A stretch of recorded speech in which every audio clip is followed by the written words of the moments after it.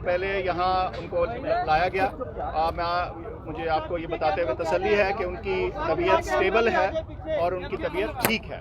अलबत्ता उनकी जो एमरजेंसी इवैल्यूएशन हुई है, जिसके अंदर एक्सरेज भी हुए हैं, स्कैन्स भी हुए हैं, उसके अंदर ये मालूम होता है कि कुछ बुलेट स्क्रैपनल, ये बुलेट के जो टुकड़े हैं, फ्रैगमेंट्स हैं, वो उनकी टांगों में मौजूद हैं। और एक जगह पे उनकी जो एक टांग है, टिबिया की जो बोन होती है, उसमें बोन थोड़ा सा चिप हुई है। इस वक्त तक इतनी मालूमात हैं और इतनी इन्फॉर्मेशन है।